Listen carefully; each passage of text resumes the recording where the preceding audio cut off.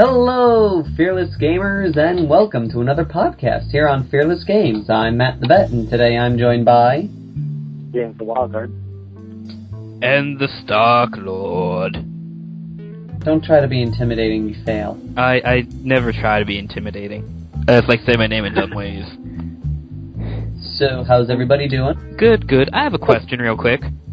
Okay. Why do we always introduce ourselves when they already know who's on the channel before we say it? Because there's little pictures of us right up front? Because some people don't look at the pictures when they listen to this. And if it's a new listener, now they know who we are. Oh, I see now. My eyes have been opened. Now Good. you finally see the light, I do. and it's... I forgot the... And it's like the fog is lifted. Sure. You could say that. So, how's everybody doing? Good. We actually do have a couple of questions here from some of the viewers from podcast number 22, which is technically podcast number 21 because there was never a podcast number 16. Wow, that was confusing. So, yeah. We need to do a Go special ahead. edition of number 16. Yes, one day, there will be a 16th podcast. I think that needs to happen, but it should just be like 30 seconds of just someone going, "Rah!" and that'd be it. Now we can't do that anymore, Stark Lord, because you already gave it away. Thanks. Oh. Alright, this is being recorded. Yeah. Forget. Alrighty. We do have a couple of questions. The first one is from Ninja Wolf Hybrid. Ah, hey, who, like that guy. He's cool. if I recall here, let me just quickly check something real quick. Yes, Ninja Wolf, you are the first person we've heard of who's ever played the White Wolf card deck. Yes, game. you commented on our thing saying that that's the funny thing about making a deck for Rage, and I was like, wow, I've not met anyone that actually plays that game. It never really picked up around here. No, it didn't. Actually, I have a friend who collected the cards, but he never played. Yeah, I know, for the vampire version of it, there was, a setup for building, a deck with, cars in it and potence, which is, super strength, and then throwing cars at people, and that sounded cool, but that's about all I know about that game. And I don't yeah. Well, that's cool that you play, and White Wolf is awesome. And, That is cool. He asked us a question, which is, what's your favorite story or legend from the 40k Fluff? Oh. Oh. Huh. Now, just in the interest of stalling for time, as we all think, Not define gonna help. legend in 40k Fluff, because there are certain things that, it's legendary, but it's still not like a legend. Well, he says favorite story or legend. So it could be just a plain piece of fluff, or it could be, I guess maybe the murder of the Eldar Pantheon. That would count as a legend from 40k Fluff. Right. It's That just is a good legend. the one thing I find difficult for it is Fluff. I mean, story, yes. But I find when it comes to legends, it's the line between 40k fact and 40k legend, the myth is so blurred, I can't tell where it is. Yeah. Well, for me, I'd have to say probably, if I had to choose my favorite story fluff legend, Story it would... Fluff Legend? Is it all three? Yes. Okay. It would have to be the Fall of Caliban. That is a good one. I have no idea what that is. Is that when they blow up the Dark Angels planet? That's when the Dark Angels discover that half their chapter went evil, and Luthor and the Lion battle it out on the planet in a titanic duel. That's While cool. the planet's being torn apart. Yep. And the sheer force of their attacks weakened the foundation around them. Okay. And it was sheer through brotherly love that spared one and ultimately caused the doom of the other. And it was through that brotherly love that the fallen was saved. Okay, it sounds like you just became like a 40k priest. You gotta stop. I shall make a new church, and we shall disregard all things in the Church of Kelly. Oh, you're going to go against the Church of Kelly? Go for it. We will make a new religion that will steal half of their beliefs and most of their holidays. Well, you should always steal their holidays. If I learned anything from historical religion creating, stealing the holidays of the people you want to take into your religion, always a good idea. Oh, yeah. So, Okay. Lord, what's yours? I'm done with big bashing organized religion. Yeah, it's not really bashing, it's just being silly. Yes. But, so, I have answered the question. What about you guys?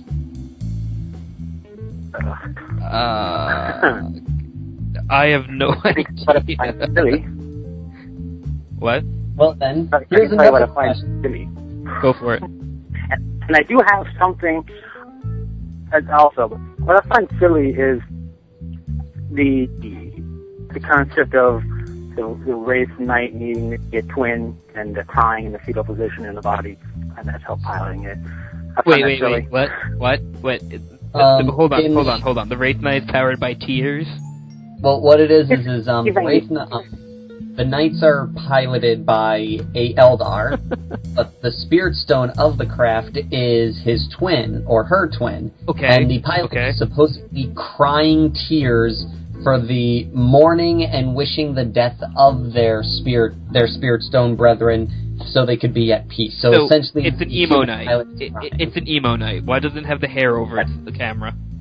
Because in my craft world, they aren't crying. Right. Yes, because it's men and women.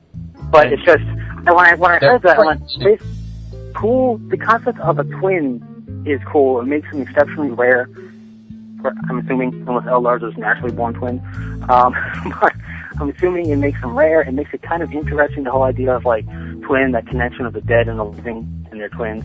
But then when they went all emo on me, and I'm like, come on. Yeah, that's a bit much. I think I haven't read the actual book yet. I'm slowly getting into the unit section.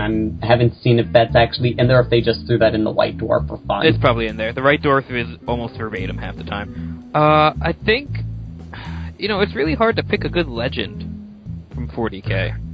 Or just fluff story. Another good one, I'd say my second favorite one, is this story where it's another Dark Angels one, because Dark Angels have a bunch of good ones. I can't just say the Eldar, because it would just be all of the Eldar story, because everything Eldar is awesome. Mm-hmm. But another good Dark Angels one is this one where these Dark Angels are on this planet. They're answering a distress call from an Imperial regiment. Oh, this story. Yeah. While they're going, one of them gets shot, and it's a sniper round right through their gene seed. And so the sergeant's like, well, screw this, and he just starts bulldozing through buildings to get to the location. And when he gets there, the officer greets him and points out his regiment, which are all Ogrins. So the sergeant looks at all the Ogrins, he then takes off his helmet, spits on the ground, and says, "Brother so-and-so did not die so we could save this alien scum. Come on, brothers, we are leaving," and he leaves them there to die. Yeah, no, that's a good one. It's a lot of good Dark Angel ones. I like them because I like the dark nature, and very much that, you know what, something that surrounds the Alliance as well, is we're going to figure out a way to maximize damage with minimizing our casualties, even if that means that city gets partially wiped out, because we care about space marine lives of our brothers equally as much as destroying the enemy, which I like. Yeah. I like, that's good. I think some of my favorite stuff is all the Emperor finding the Primarch stuff. I like all that stories, because a lot of them show, like, the ones that are going to fall, how they're going to fall. Like, I like Mortarion's and how, like, he doesn't quite complete his goal and the Emperor does it for him, and he kind of resents him for that, And I'm a big fan of Angron at this point. Angron's become one of my favorites, because, like, after reading, like, the Dorian Heresy, which I know is a fanfic, but, like, how he could have been different, I just really appreciate the original, and it's just like, he's pretty angry, and he's got a pretty good reason to be angry. Of course he's angry. His name is Angron. I know. Like, Angron is so brutally simple, yet so deep of a character. Like, it's just, like, when you first look at him and go, oh, raising psychopath, whatever. And then the way he does things is just efficiently simple. But then when you start learning about him, which is really difficult because he kills things. Yeah, it's hard to learn about someone that kills stuff constantly. But when you start learning, I realize he's got this deep kind of character, and he has like this really, really primal, feral, but simplistic, and we've got this sense of honor and everything about him. And it's just pretty cool because you don't expect that out of him. You always see him as a psychopathic berserker that kills everything. One of my favorite parts about Amazon is in one of the novels. I forget which one, but he's leading a big contingent of his world eaters, like a nice little battle force, up this gigantic ramp. He's just marching up. They're all berserk, and he's like slapping the chain axes against their chests, and he's bellowing commands. And then the entire freaking thing blows up because it was a trap. And literally the entire thing gets destroyed, like by mines that would take out titans, essentially. And so you go, oh, damn. And then the story continues, and out of nowhere, he bursts out of the rubble and just murders everyone around him. And I'm just like, whoa, he's scary. Yeah, no, he's not. He does that. That's kind of why he's cool. I mean, for the crazy murderous monster. Yeah. As far as, there's a couple of things that, thinking about it, I mean, I like the Eldar myths, I do, because they feel very Greco-Roman to me. Yes. The way the Eldar are. I love that feel behind the Eldar stuff a lot. So I really enjoyed that. Another kind of fluff legendary time period is, I really like Solar Macarius. I don't know much about him. I just know he's basically Alexander the Great of the Imperial Guard. Basically. Oh, okay. Gotcha. It basically describes his entire fluff. He's really cool. I like there's two novels for him out now. One just came out recently. Yep. So that's really cool, and he leads this great crusade, and goes through some dark times, and eventually how it ends. And I thought that was really cool because here is a character. Here is a human. He's not a space marine warlord general. We all know they're great heroes, and that each space marine's a hero in his own right. We got this Imperial Guard leader of men, probably the best, the most, the brightest, the best Imperial Guard leader ever, leading not just in his own units, but also detachments of space marines and other stuff through a gigantic quest. I just think that was pretty cool because it's very rooted in like just a normal person almost. Yeah. Going off of that, oh, sorry. Continue. Yeah, go ahead. No. If you have more to say about Macarius, keep going. I know, it's a different thing. I was going to say, like, how that reminds me of how awesome Creed is. Yeah, Creed is cool. Creed, I do like Creed. You're not getting a lot of short stuff.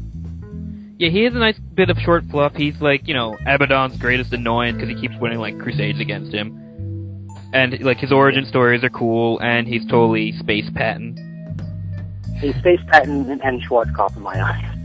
Yeah. A mixture of the two. Definitely. Funny story I actually heard about Solus Macarius once. Or Solus, I forget. You know who I'm...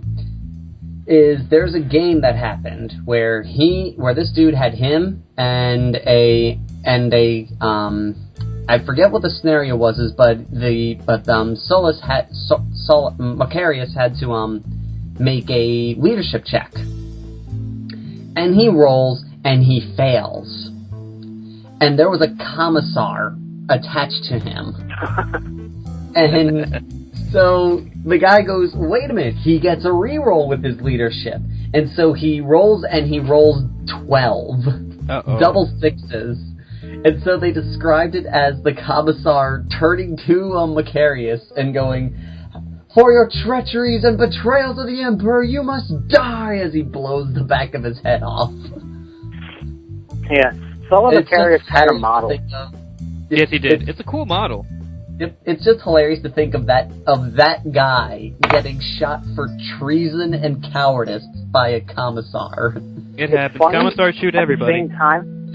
At the same time, the part of the fellow Macarius, he was so successful that ranking members of the Imperium actually found him a threat because he's too successful. Yeah, that always happens.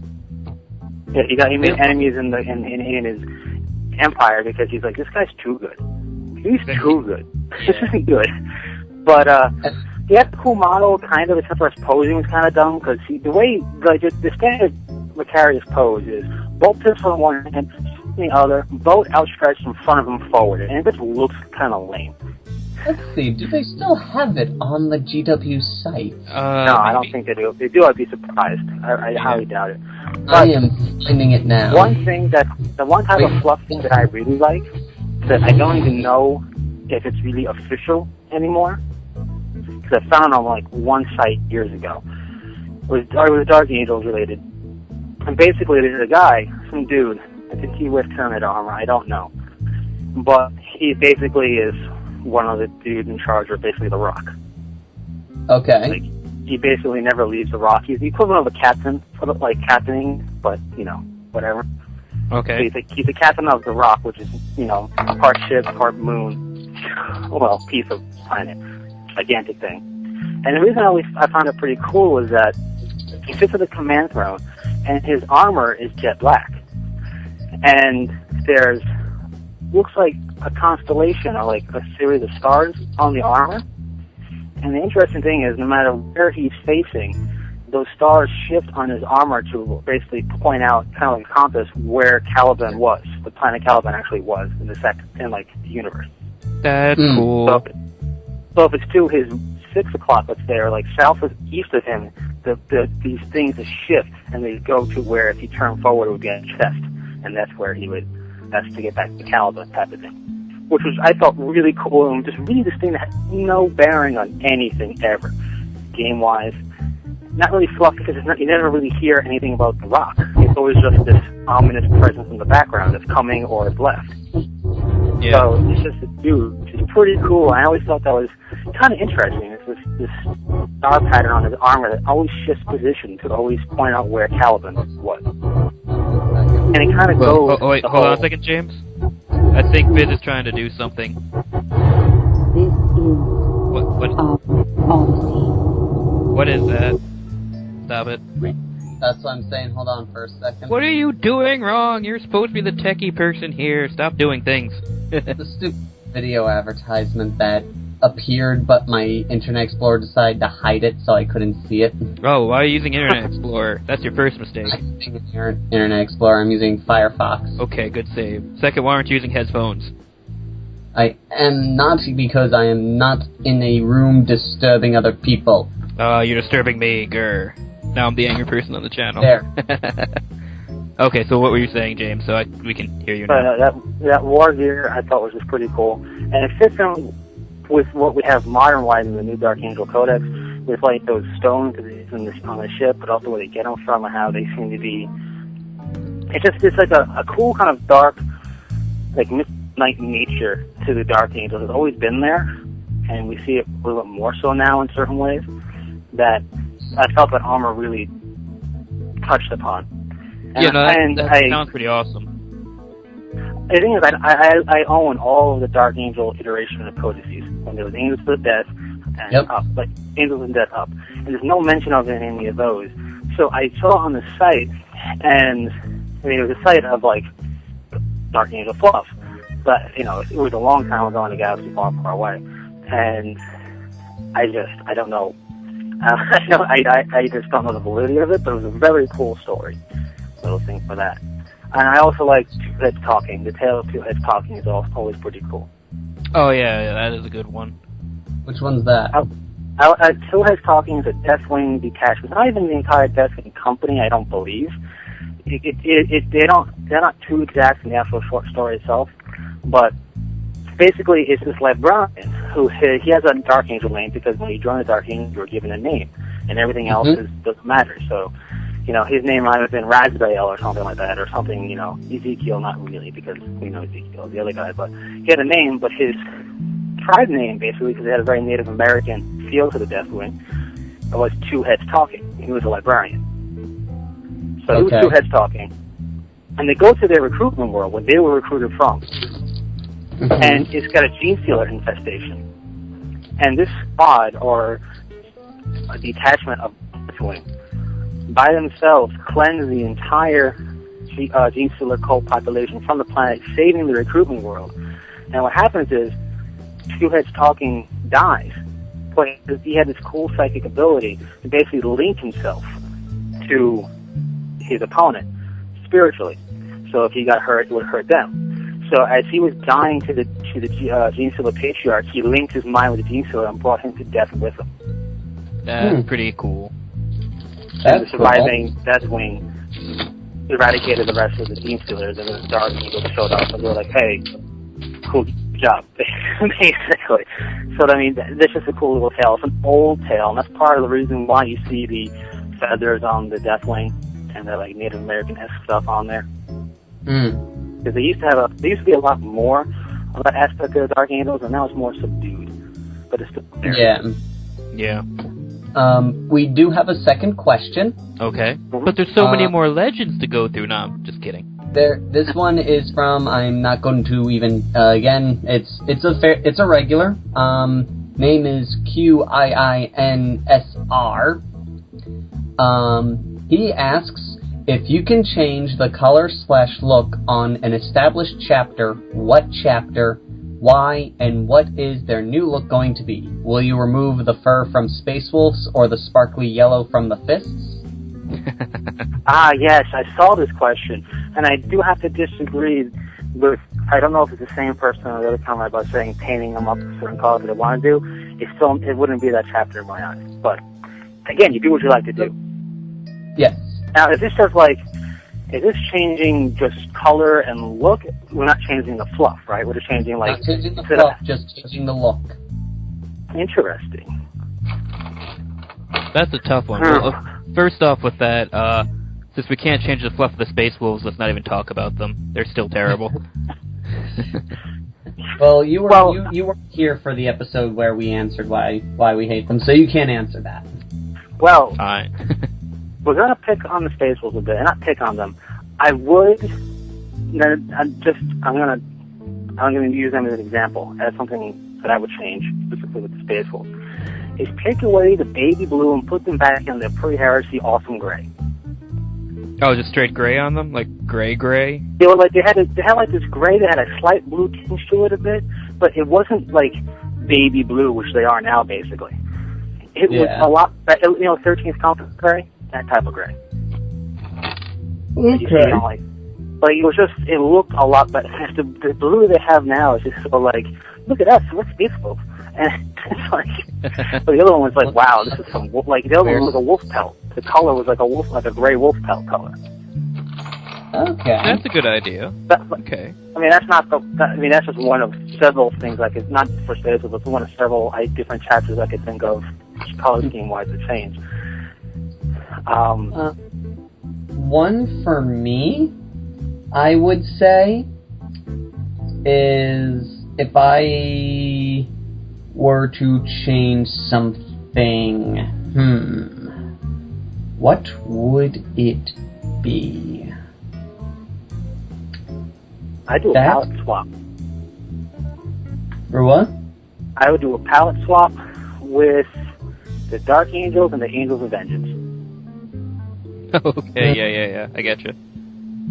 Just the green. I would throw the green onto the Angels of Vengeance, and I'll bring the black power armor back to the Dark Angels. Just because it would be easier to paint up a pre-heresy Dark Angel army and still use them in a post-heresy army. That's the only reason. So you would change the Dark Angels back to black? Yeah, I mean, it's interesting if you think about it. When you look at them and other parent chapters, you really know the other parent chapters change their colors. They keep their original Legion color, and the others change. Yeah. That's one. Let's see. See, one of them, the one thing that I could think of is something that I would change, but it would change the fluff behind them, so I can't really use that one. An established color or chapter. That's really hard for me to answer. I can't really think of anything. Because I've never found a chapter. I've never found a chapter where I looked at it and went, oh, that's not right. I haven't either, to be honest. It's just I'm just nitpicking here and there. If I could change anything, really, I would change the freaking Blood Angel's helmet color so make them just be red. Oh, yeah, you know what, that's something I can fall in with. I like most of the established ones, but the yellow, the blue, and, like, the ugly helmet colors on the Blood Angels, yeah. The yellow I can deal with if I had to. The gold I like. I like the golden honor guard style helmet. You know, phony. Like, we are veterans, but we're not part of the Sanguinary Guard, but we're elite, we're first company. You know, with that golden helmet. That's fine. Mm-hmm. It's the blue on the Devastator that really, really bothers me. Well, that's why they don't feel devastated. But it's just like, and also, like, I'd rather have red helmeted assault marines, personally. I know, yes, I could just do that. You can write in the comments, you can just do that, but I like to keep it true as best, and it's like, come on. Yeah, like, they're really specific on what their helmet color is supposed to be, and the blue ones do throw me off. I mean, I don't like the yellow ones, but I get it, and yellow's fine. Yeah. I would like the assault marines to all have red helmets, and the troops have yellow helmets, and for Devastators in blue. I were to change one, I would probably say I'd probably put Thousand Suns back in red. I agree with you. I mean, as much as I like the blue-yellow super Egyptian theme of the color scheme. Well, I get it because blue's apparently the color of Zenith, for the most part. But I kind of think they would look cool in red and gold. They do look cool. They were very smashing in red and gold. I had an army of them. Yeah, it was awesome. Of them. It was a good army. It was definitely. Well, it still exists. It's sitting in my closet. If anyone wants it. Yeah, right. But it's just they look really smart in red and gold. Because it was red and gold with white accents. It was a very smart color scheme for them. Yeah. Okay. Imperial Fists, I get it. They're yellow. I'm not quite sure why, but I get it. That's the one I would say of the big like parent chapters. That's the one that I'm kind of this made me think. I don't hate it. Just why yellow? But they always been described as golden armor. Yeah. Maybe they could just bring it down a bit, not have the whole thing be yellow. I don't know, maybe put more like grays in there and just break it up a little bit. I don't mind that. And what's cool is when if you notice, for example, Blood Ravens have Purity Seal color of green. Imperial Fist Purity Seal colors were originally black, so you had black Purity Seal from the yellow armor. It looks cool. Yeah, that does look cool. But when you read about them, they're always described as golden, the golden, like, not like straight up gold like Custodian Guard, but they were described as the golden Astartes or even bronze to an extent. So they had a bit more of a metallic color, because I'm trying to think, and there really isn't a metallic colored founding chapter that's loyal. Yeah. I can't really think of one. And, well, there are successes, but not one on the first founding. So I would have really thought it'd be cool if they pretty much picked up the mantle, not quite Custodian Guard-esque in terms of ornateness, but if they were just golden armored Marines. They're always described as the golden, like the golden sons of Dorn. So why not? I think the Black Templar should be yellow. No, I'm joking. And speaking about all this stuff, has anyone here, aside from me, thumbed through the new Eldar Codex yet?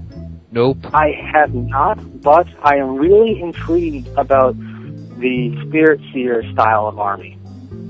The Spirit Seer is interesting, especially if you throw in a bunch of him, because then it's basically free guides everywhere. Right, but like, isn't he an issue or something that gives you the ability to make a Wraith army? Pure Wraith army? Yes. If you get him, he makes Wraith Guards and Wraith Blades troops. See, that is cool to me, because I would totally, if I was to make an Eldar army, would go straight up Wraith. Well, actually, that's a cool elite army right there. In the new Iaden book, they have special things where you can actually give a Wraith Lord a Warlord trait. Here's a question. And it I'm not gives sure how I the feel Spirit about that, Seer though. more. It gives the Spirit Seer more psychic powers and the lot. Okay. Speaking of the Yandon book thing, did you see?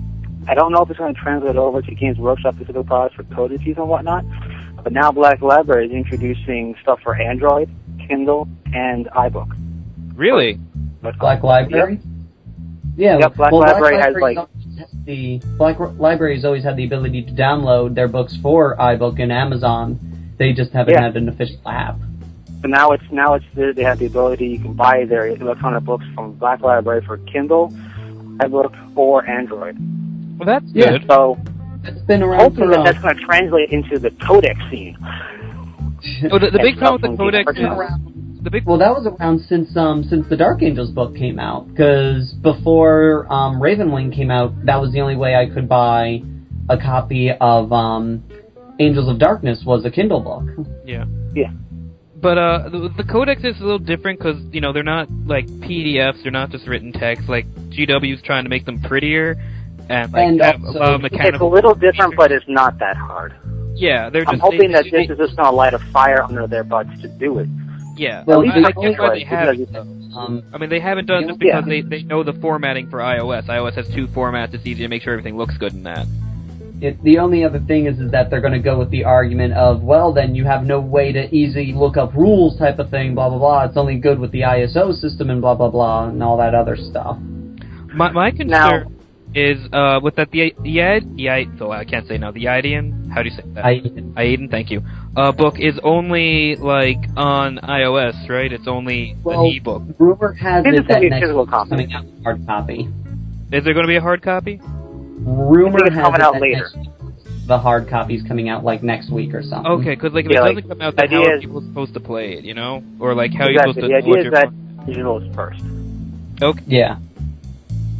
That's I'm like, cool, digital, great, but I don't know how this works. To be perfectly honest, I would probably rather purchase the digital copy. That way I'm only carrying 1 book and not like 3 books on me. Oh yeah, that's just the way it is. Yeah, then you gotta carry a tablet. So I don't have but a tablet's lighter than a book. And if your tablet gets wet, then you lose all your books. But here's my thing. Get them back.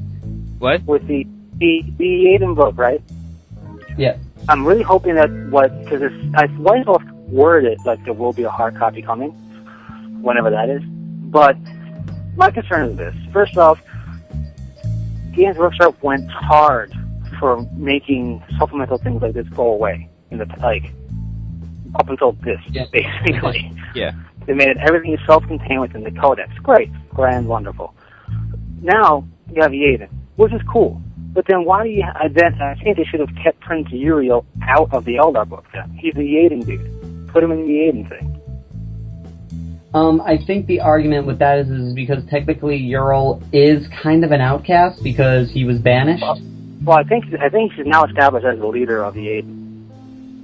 From what I could read from the dwarf when they were talking about... when they brought up the monologue. It's just... I think I'd be like having, for example... a Flesh Terrorist supplement and having the Captive Master still be in the Blood Angels book.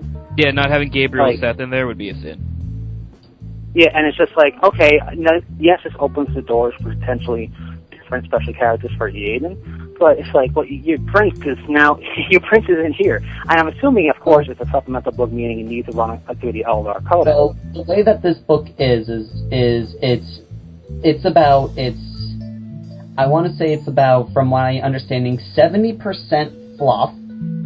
Then the rest is broken down into special missions, specifically reenacting the famous moments of Aeden's history, like the fight of the High Fleet Kraken. And then a couple of some bonus rules, and then suggestions on how to build an Aeden Codex army with the Eldar Codex. Like, it's not it's not like the old Craft World Codex, where they're like, oh, if you want to play Aeden, we recommend you doing Spirit Seers. Oh, if you want to be Aeden, here's an extra power list for the Spirit Seer, like, type of thing. It's very much like a D&D type of supplement, where there's no way around it. You have to use the Eldar Codex to use this book. Okay. Well, yeah, of course, that's why it's billed as a supplemental book, but it's just the supplemental thing. James Workshop's had it in the past, and it got out of hand. It's like, oh, you need this book, and you need to run this codex, and you need this codex, and here's a supplemental book to play in the 13th Black Crusade, or you want to do something else with this. And then it just got out of hand, and then PDFs became involved. If you wanted to run Death Watch squads in your army, for example, one PDF, or Pure Mechanized Imperial Guard became PDF, the 4th edition, Pure Armies. It just got out of hand a little bit, and I'm sure they're going to reel it back in now, but it's just... Yeah. I feel that, like, the difference between the two now is that, like, back in the day with supplements, some of those supplements, there was no way around it. You needed the book in order to play that. With the way the Eldar Codex is set up, you do not need the Iaden book to run an Iaden army at all. Right, and that's part of the thing that it's a fine line with the supplement. If you're going to have it be a pre-established thing that exists, and Iaden has always been a part of, it's been a part of Eldar. You don't want to need the supplement, but at the same time, if you're an Iaden fan, you're going to want to run the supplement, which is kind of the way it should be done. More of a want than a need. But still is. Like, personally, I'm probably... If it's really fluff-driven, then write a novel about it. People can read the fluff. I just think things should be self-contained in a codex, and that's it. Just because the codex, if you think about it, the codexes got a lot thicker than they used to be. So, you can just always make the hair and breadth thicker to include the Iaden, or include one thing for each major craft world. Because like I said, I didn't go. I'd probably get the Uthway one because my craft world was kind of my craft world I created kind of was based off of Uthway to begin with. But I kind of preferred the supplement that came out with it, the Altar of the Eldar, where it was just 6 missions for an Eldar player to suggest. If you rolled one of the missions in the 6th edition book, you can supplement out with one of these missions. And I think that would be a more interesting idea if they just, maybe it was, right now it's like it was a, I think it's like a $10 book, bump it up to 20 and throw in a bunch of throw a bunch of Craft World missions in there as well. Well, I mean, having it be mission-based or biased or whatever, is purely mission thing and nothing as like a supplement to, hey, if you're a fan of a particular craft world, this, but just a scenario for craft worlds, for example. That's just like a battle mission book, and that's cool, that's fine. It's when you start billing it as a supplemental book for this particular faction of whatever. That'd be like the Space Marines that's coming out, and then you go, here's an Imperial 5th supplement. Well, my standard's already in the book. I can run an Imperial 5th army very well and good. Why even supplement? If it turns out to be like mostly fluff with like, here's a mission and here's like an extra psychic power table thing for Imperial 5th specific librarians or whatever. It almost seems like, why even bother to me? And we'll have to wait and actually see what the supplement really looks like. Yeah, unfortunately, that's one, like I said, the only one I'd be interested in is the Uthway one, because I want to have more psychic powers. What? Sorry? You know that they're going to do an Uthway one? They're not. They haven't indicated. It's probably, this is a test book to see if it's worth doing the others, which is probably why they built it the way they did. That way, if the worst case scenario happens, we're not losing anything. Right, I just was curious if you thought they were, I mean, you sound like you want them to. It would be cool to get more than one supplement. But I thought maybe they went with Iaden, because, I mean, all the big craft worlds are unique, but Iaden really has that unique necromancer feel to it. Yeah. It felt it's like, I'm just saying, like, I looked at it, I was like, okay, this is cool. Maybe if someone gives me, an extra iTunes card, I'll pick it up, but the only one I would go out of my way for would be an Uthway one. Yeah, I mean, it's interesting, but like I said, more so would prefer just everything self-contained as best they can in a codex, and then if they want to broaden the horizons of any of the factions, a short story or a novel is, I think, the best way to do that. Yeah. Because this can get out of hand again. The only supplement I'd like them to really do, if they do decide to do supplements, is just give us more of, like, I hate to say, like, Forces of the Imperium or, like, mercenaries, and give us those little bits that we can use for allies. Like, I don't know if we need, like, craft world specific or, you know, chapter specific books, but, like, books that, like, describe little things that we can't normally play, like, crude army add-ons, because there are little things for that, or other Inquisitor stuff. You know, stuff like that would be cool. I know that's kind of wish listy, but I think that's probably part of what they're planning to go for is, because I know there's been a lot of talk of doing a mercenary book, because they should. There's also talk that Iaden was a trial run to see if doing Legion books was worth it. Why would they do Legion books? For the original Sons, Legion. Emperor's Children, Death Guard, and all them. I guess. Yeah, because originally there was a rumor back in the day that they were going to get the Chaos, because this is back before the 6th edition Chaos book came out. Yeah. Because the Chaos book before this, and even the 6th edition Chaos book, is more for Chaos Renegades, when you really look at it. It's more for chapters that have recently fallen to Chaos. And doesn't quite have the Legion feel, except for the squad size of certain units.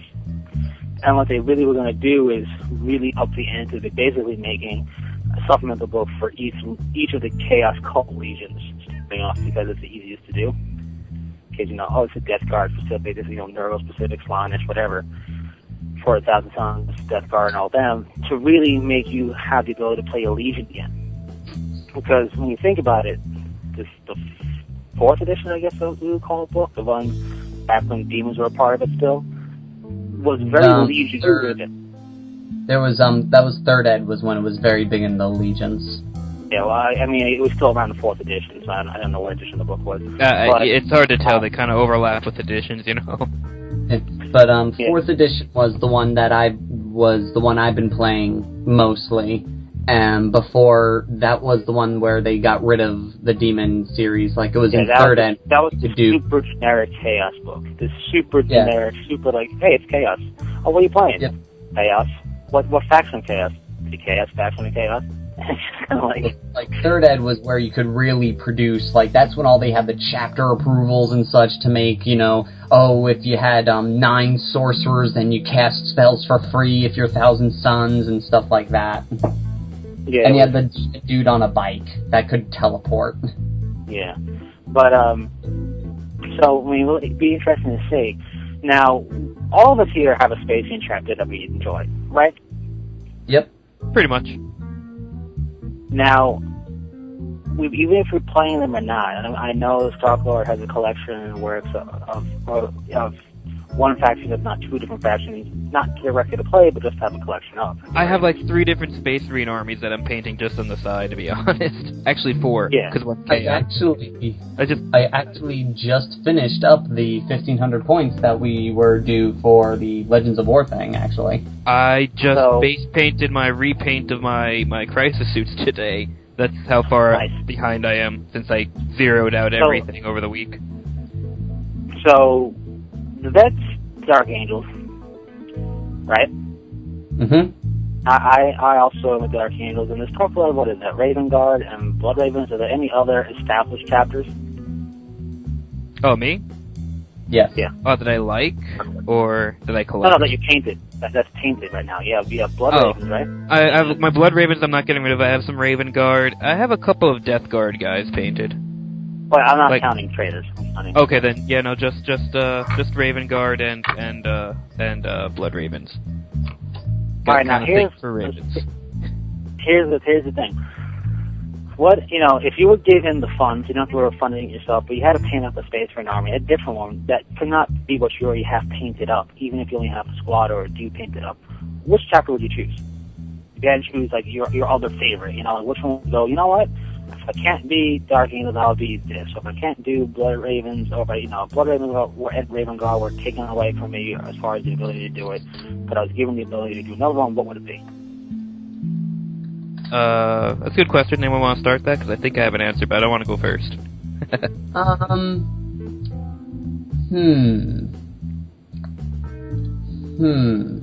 I would think primarily because of the rules for them, I think I would pick Blood Angels. Okay. Because I do kind of like the red color scheme, and I like Librarian Dreadnoughts. You would like Librarian Dreadnoughts. I think of all, like, pre-established chapters that I haven't painted anything up of, and you have to do their scheme, obviously, right? Yeah. Iron Hands. Yeah. I thought you would pick Iron Hands. Iron Hands are, like, one of my definite favorite legions, and they are a very cool chapter, and they should get more love. Like, maybe a special character eventually. Seriously, especially, we introduced Master of the Forge, and not even a special character variant. That's gonna be obviously should be Iron Hands. What's wrong with you? I know, like, gosh, they're the Iron Hands book, which I never finished reading because it's a tough book to read. It's not one of the better written GW books, but whatever. Like, the main character is like an Iron Priest, like, straight up. He's like an Iron Father. Why isn't there one of those in there? It's a super easy special character. Give him, like, an extra wound and an extra special ability for Iron Hands or something, and you're done. Don't even bother with making a model, just... Yeah. So what would you do? Alright, well, I was thinking about this because Space Marines are cool. When I first got into Space Marines, the obligatory Ultramarine was something I painted up. Yeah. And they get a lot of flack, but I really like the Ultramarines. I think they're cool, and they have some of the coolest models, the Ultramarine Honor Guard. Yeah. They're really cool models. And they're almost reason enough to try and to paint if I was going to want to play Ultramarines, because those models are awesome. Heck, we don't have Honor Guard limits sergeants. They look that awesome. But then Blood Angels, I'm a fan of Blood Angels. I like the super clean, crisp look of these highly aggressive assaulters. We're going to wear golden armor, but we're going to rip you apart in close combat. It's like, and don't forget, they look pretty under that armor, too. Yeah. We look fabulous. We look fabulous. And we might drink some of the population's blood. Whatever. Just a little bit. Step aside. No big deal. Don't I like worry the about idea. it. I like how they actually sleep in caskets. They are a fun chapter. So I really like the Blood Angels, which would be another one for me that I would consider. See, it's like, here's an embarrassing note. I started painting up Dark Angels, and when I was painting up Dark Angels in the very beginning, I was like, man, you know what's really cool? The Salamanders. Yeah, but I've heard this story. But I couldn't. I'm like, you know what? They don't. If they had only they had a transfer. Now, don't ask me how I did this, because it was roughly like 6 months before I started playing with my Dark Angels when I first got into 40K, and I actually bought a squad and looked at it. But I somehow missed the blazing white, really obvious Salamanders that transfers that are on the regular transfer sheet. Yeah. I never saw them until a year after I painted Dark Angels and went, what? But you know what? They've been here the whole time? Yeah. First off, I forgot, Flesh Terrors are awesome. I'd probably do them too. But on a side note, people really hate the Ultramarines for no good reason. I think they're pretty cool. Yeah. You know why? Because they view the Ultramarines, and it's not like, why it's a national answer, but really when you look at it, they're the poster child of the generic codex you use to play whatever you want. And if you want to play Ultramarine correctly, quote-unquote, or really use their special characters or not, you're not going to run anything super crazy. And that's their strength. Their strength is, no matter what, we got this. Yeah. It's like, we have our assaulters, we have our super shooters, we have our librarian that's one of the most powerful librarians ever librarian. And we have this stuff. We got, but we're very much the stereotypical picture of a Space Marine in terms of capability. Jack of all trades type of thing. We're not the aggressive assaulting infiltrators of the Raven Guard. We're not the stubborn gunline of the Imperial Fists a bit. We're not any of that. We're bland to use a bit. I don't like that word for them, but that's their strength. Their strength is they're supposed to be adaptable. Like they're that, like, you know, it's hard to represent that on a table though. It's like they're going to go into each fight doing something that's most effective, regardless. I mean, Blood Angels are always assault, even if it's not efficient, because that's all they know how to do. But Ultramarines are like, maybe we shouldn't assault this time. Maybe we should just take out the really big gun and shoot it from a distance. You know? Yeah. And that's why I think they're cool. Yes. But ultimately, I can't pick up a Paradons because I have a model set up as Paradons. Like, in my own rules for this, I can't pick them. But I love their fluff. They are pretty solid. Much. I mean, they just... I like their super, super patient, still attitude. And then once their prey is sighted, they just go from being a statue to an explosion of movement. And then if they have to, they'll retreat and hit you again like a shark would. I really like it. They really embody the shark hunting aspect, and it works really well when you think about it as a Space Marine chapter. Yeah. Yeah. If I had to, ultimately, I think I would pick the Imperial Fists. Oh, it's a tough option. They're so yellow, and I would, first off, it would be terrible because I'm terrible with yellow, but I would make them so yellow that yellow would be afraid to be yellow. I don't even know what that means. Oh, you know what that means. And I would add in elements of gold and bronze to them. I'll make them a bit more like we ornate. are. Yeah. Or a bit more ornate and a bit more. We were at the gates of Terra. We were one of the guardians of the Emperor. Robodong found the Emperor after he slew Horus. We're kind of important. This is one thing. I actually, just speaking of random stuff, I forgot what I was going to say. Sorry. Yeah, we do that. What we do here. I do that a lot. Yes, you do. It's okay, though. Oh, just because I feel it's obligatory, Robotech. There you go. There we go. Should we mention other games that people should play? Oh, that reminds me. The last podcast, which I unfortunately couldn't make it to because I had an emergency, and I told Matt right before, I'm like, oh man, I'm not going to make it. The guest, Frank, who I haven't spoke to in years, but mentioned two really cool games that you guys never heard of, and you should have. Fiasco and Small World are both great games. You should play them. Why aren't you? Now that you're ordering me, I'm going to refuse. That's fine. You can miss out on great gaming, whatever. But, I was speaking of that, we actually do have an L5R game coming up soon. Yeah, as soon as we settle on a day for it, we could start doing that.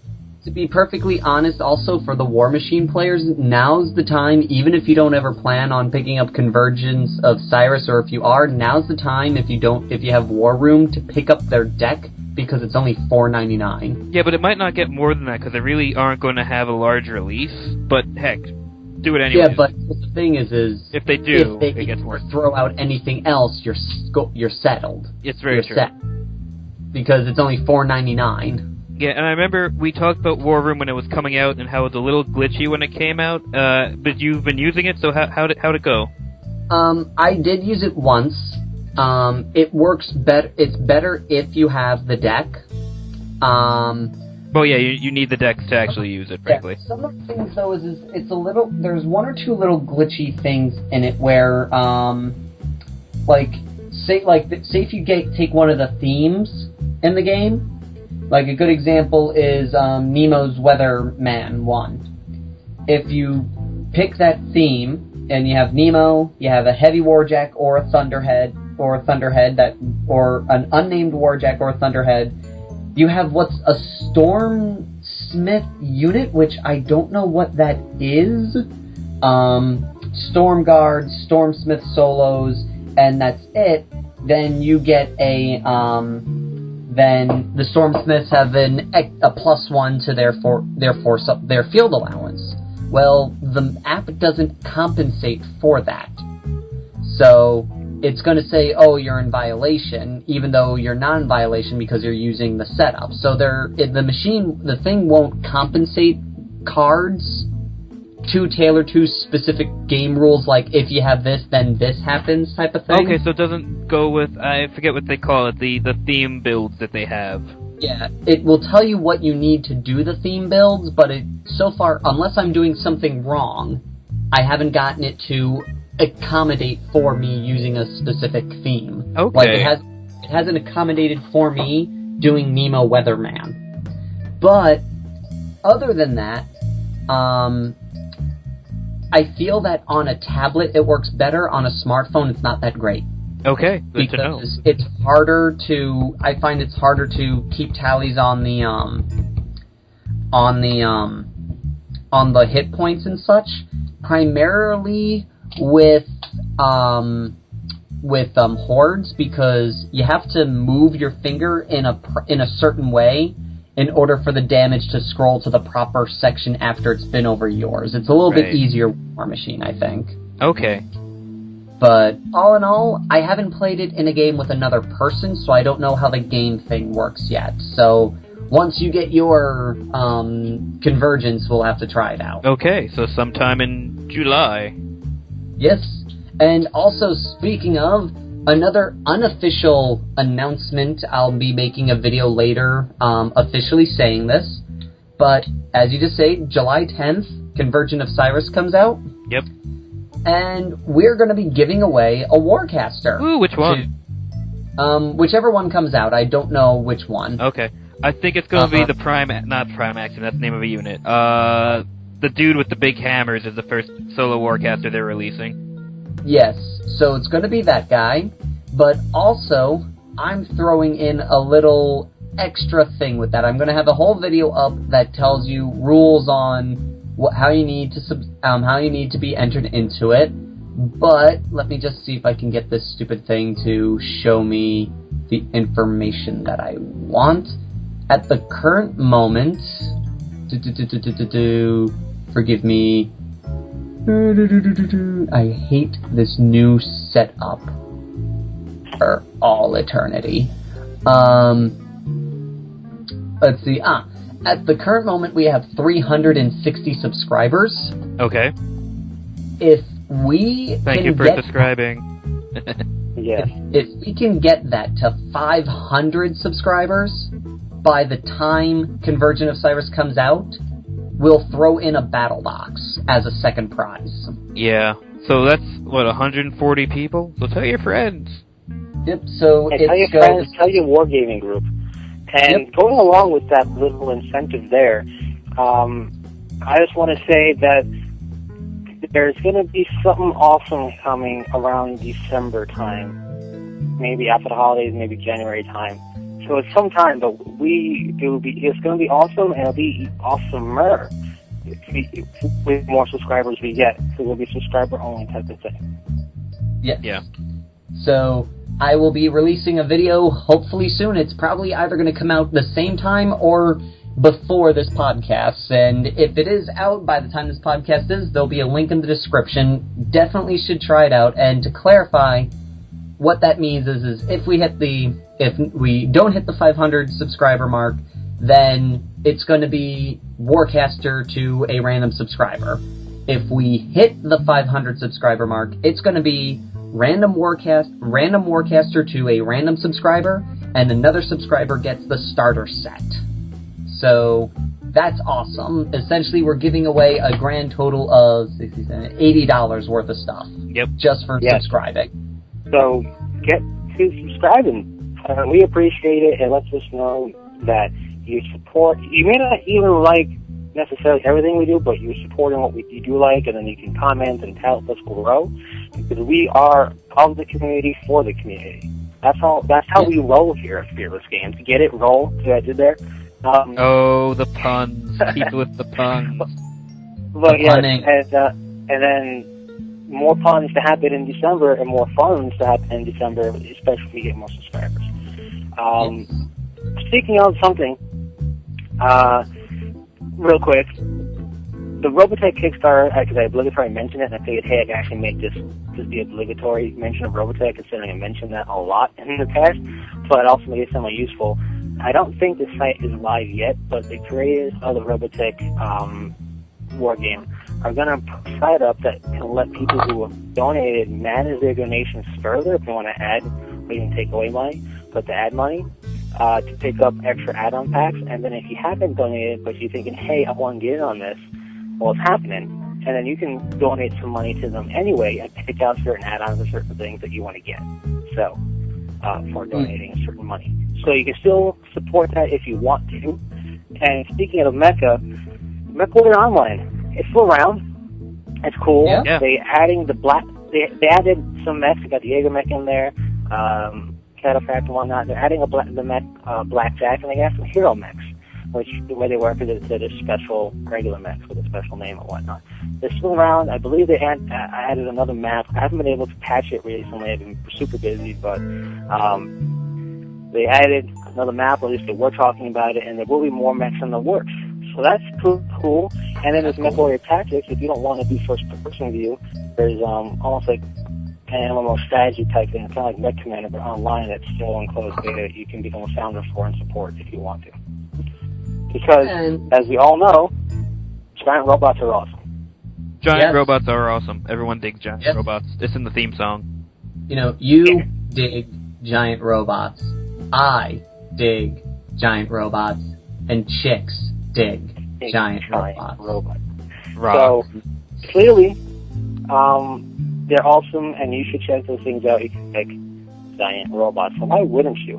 I mean, seriously, why wouldn't you? So, that is all the time we have for tonight. Thank you all for listening. Oh, that's bad. So, until next time, Fearless Gamers, this is Matt the Vet. Dan the Wildcard. And me. Who are you? Wow. I'm nobody. The Stark Lord. What do you I have don't know from? my own name. So, until next time, Fearless Gamers, take care. Bye-bye now.